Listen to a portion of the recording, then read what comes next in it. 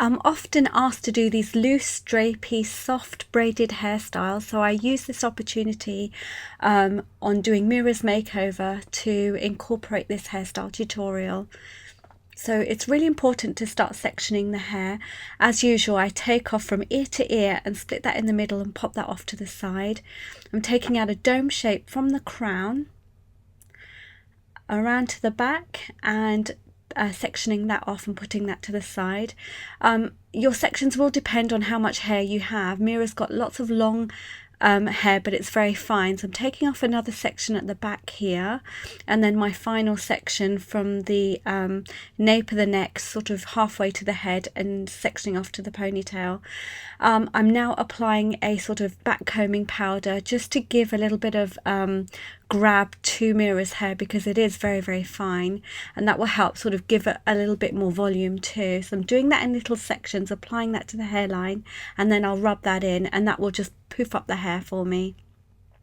You can hairspray this too, but I've used less hairspray in this tutorial because I wanted to keep this hairstyling soft and not so slick.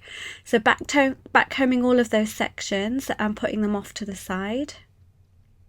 And then taking that bottom, the second crown section, that's the bit that I'm putting off to the side, and then the bit above the ponytail, I'm just going to back comb.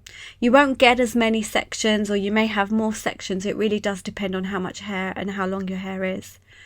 And then I'm going to push that off to the side and cover the band of the ponytail with that. You can hairspray the hair if you've got thicker, coarser hair to hold that bit in place. Securing that with a pin. I've now split the ponytail in two, and I'm now going to fishtail braid. Unfortunately, I've lost most of this footage, but I will show you a fishtail braid in another tutorial. I'm going to do this quite tight and then pull out so that I get a nice loose braid. Applying my Nisha.Davdra hair pad. I'm just using one, folded in half, and then I'm going to pin that to the scalp.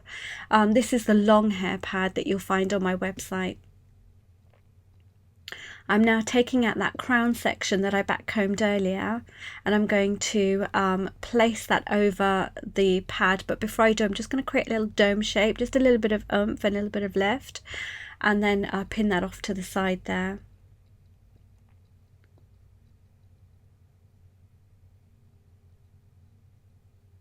Tuck in the tails around the hair bun. Spray that off if you like. As it's soft and as it's going to be covered, you don't need it. So you can see that I pulled out the braid there, the fishtail braid, so that it's a bit thicker, and I'm just going to sort of drape that over the bun, over the pad, to cover it. You can put the bun and the pad on the side or in the center, up higher. Because I've been asked to do a lot of low buns lately, I just wanted to demonstrate a lower off to the side bun. So I'm just tucking the tails around. You can swirl them. If you've got longer hair, you could make a sort of S-shaped pattern. You could bring it more out over to the ear if you like. It really depends on how you're feeling as the artist or as a person doing your hair. So after I've pinned the tails in, I'm just going to sort of pull out the braid a little bit more, just to create sort of petals, I guess, around it. I'm then centering off the mung, the forehead, and the widow's peak, just so that I can set the dikka. But before I do, I'm just going to drape that nicely sort of to the side. So this hairstyle has a middle parting. If you don't want to do this in the middle, still find your middle to set the dikka, and then fold over a side parting in order to do a drape. It's totally up to you.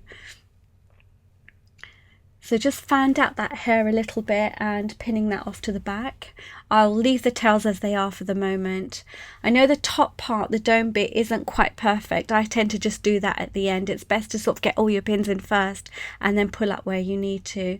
So just draping that bit to look a little like a side fringe, I guess. And then I'll pin that off, hairspray it too, just as that final sort of finish. And if you find that it's floppy, you can put some invisible pins on the side there, just to keep that in place and stop it sort of flapping around. Incidentally, the makeup tutorial will be linked in the description box as well.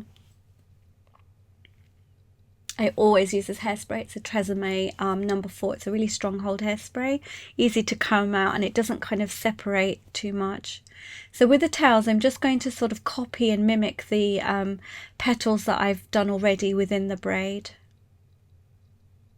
Really simple, really easy to do. And if you want thicker hair, you can use hair extensions too. If you want to see how to set a dicker, I've got plenty of tutorials. I will link the playlist for you. So if you like this tutorial, please do check out my others, henna that I've done for my Real Bride Gulpna, and also the makeup tutorial for this look. You can find the links in the description box below or by clicking the images that you see. Thank you for watching. If you liked it, please do hit that share button, subscribe, like and comment, and I will love you forever. Take care and I'll see you soon. Bye.